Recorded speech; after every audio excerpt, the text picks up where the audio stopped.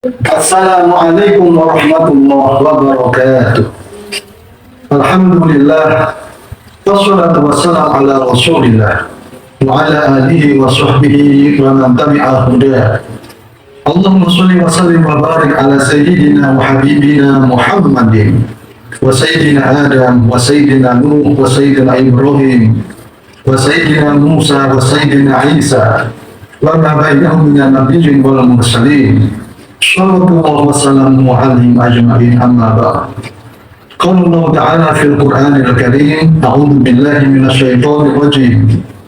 Ya ayyuhalladzina amanu taqullaha wa qulu qawlan sadida yuslih lakum a'malakum wa yaghfir lakum dhunubakum wa man yuti'illaha wa rasulahu faqad faza fawzan 'azima. Allahumma anta rabbi la ilaha illa anta khalaqtani wa ana abduka wa ana ala ahlika wa wa'dika mastata'tu. A'udzu bika min syarri ma sana'tu wa abu'u laka bi ni'matika 'alayya wa abu'u bi dhanbi faghfir li fa innahu la yaghfiru dhunuba illa anta. Allahumma la sahla illa ma ja'altahu sahlan wa anta taj'alul hazna idza syi'ta sahla. Saudara yang dirahmati Allah, alhamdulillah pada kesempatan yang penuh berkah ini kita masih dalam kondisi iman dan Islam.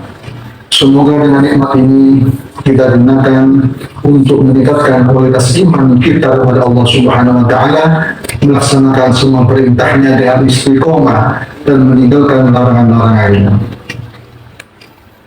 Saudara yang dirahmati Allah, pada kesempatan ini kita membahas masalah syukur nikmat. Syukur adalah berterima kasih. Secara umum adalah memuji, berterima kasih kepada yang telah memberikan sesuatu kepada kita. Syukur setelah istilah adalah pengakuan membenarkan dalam hati terhadap nikmat yang diberikan Allah Subhanahu wa Ta'ala, disertai dengan tunduk dan ketaatan kepadanya.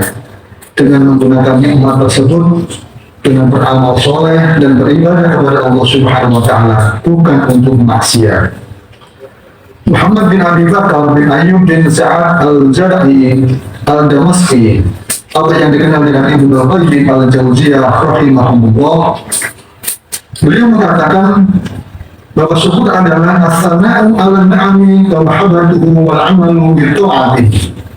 Syukur adalah memuji dan mencintai atas nikmat dan digunakan untuk beribadah dan taat kepada Allah Subhanahu wa Ta'ala.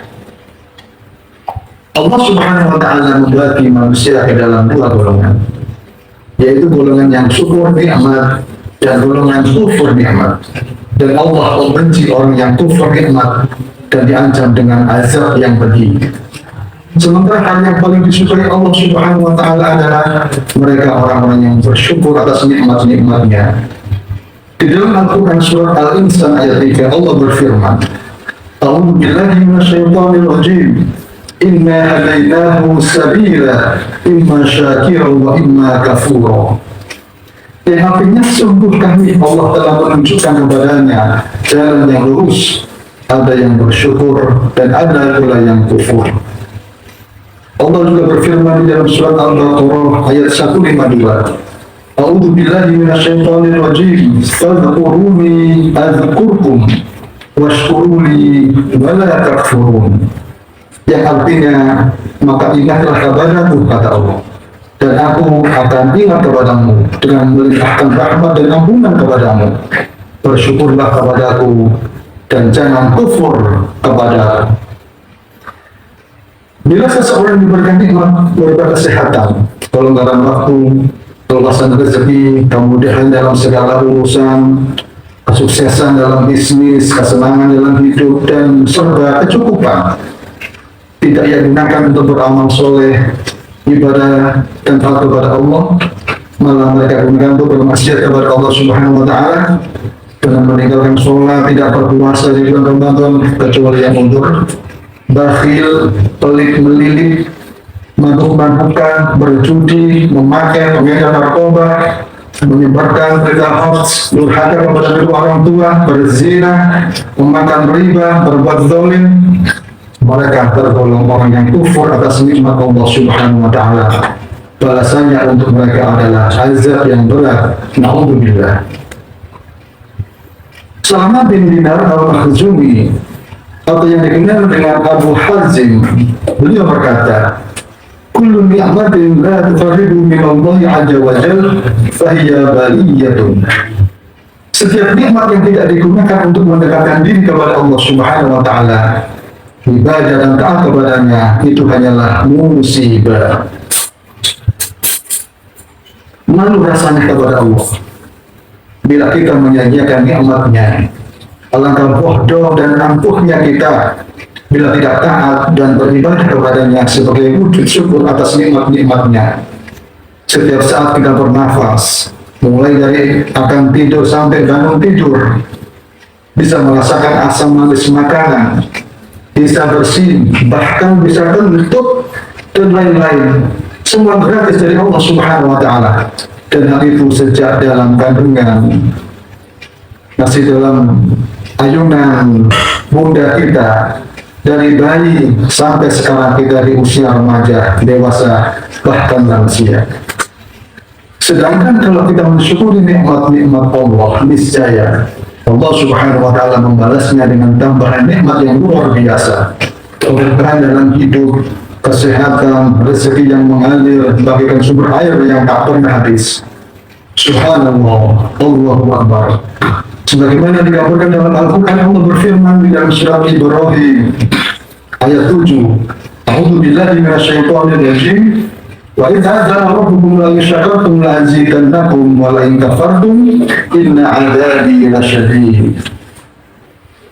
Saudara yang dirahmati Allah, belajarlah mensyukuri yang sedikit, mensyukuri apa yang dipunyai saat ini, menikmati apa yang ada di depan kita. Sebagaimana hadis dari Nu'man bin Bashir, Rasulullah bersabda, "Man lam yashkuril qalil, lam yashkuril katsir." Rawahu Ahmad. Yang artinya, barang siapa yang tidak mensyukuri nikmat yang sedikit, maka ia tidak akan mampu mensyukuri nikmat yang lebih banyak. Begitu juga hadis dari Abu Hurairah, Rasulullah bersabda, "Unzuru ila man asfala minkum wa la tanzuru ila man huwa fawqakum, falau ajdamu illa la basahu ni'matullah." Rawahu Muslim. Yang artinya, lihatlah pada orang yang lebih rendah daripada kamu dalam urusan harta benda, dan jangan kamu melihat orang yang di atas kamu, maka hal itu lebih baik bagimu untuk mensyukuri nikmat Allah Subhanahu wa taala.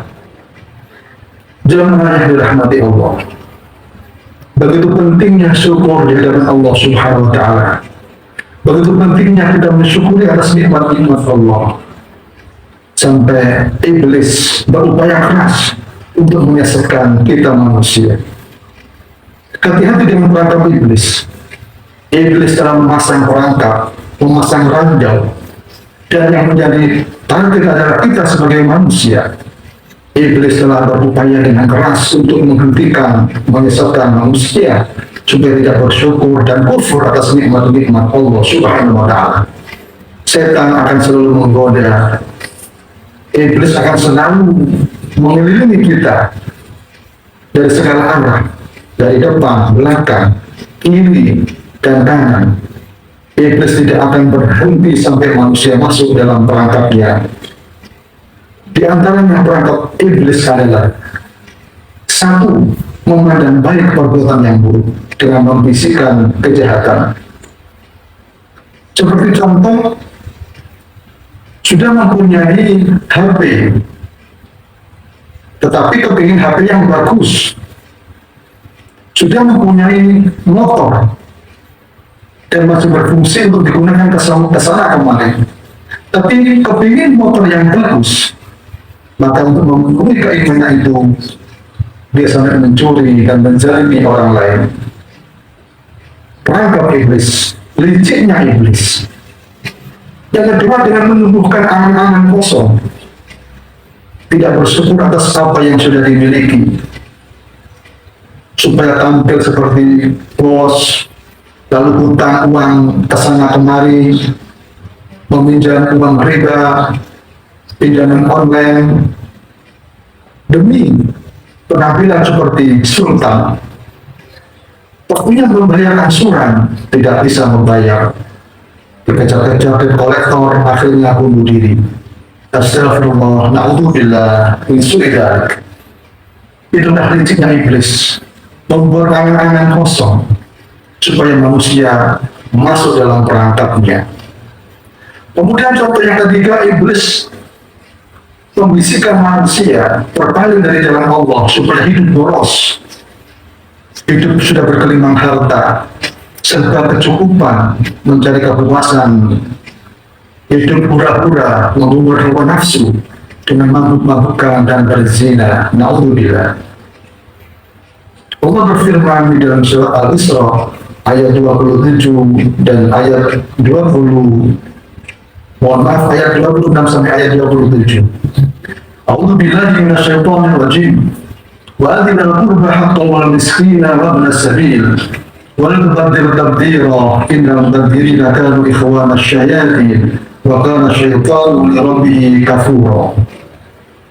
Yang artinya berikanlah sedekahmu kepada kerabat dekat, fakir miskin dan orang-orang yang dalam perjalanan atau musafir sebagai hak mereka.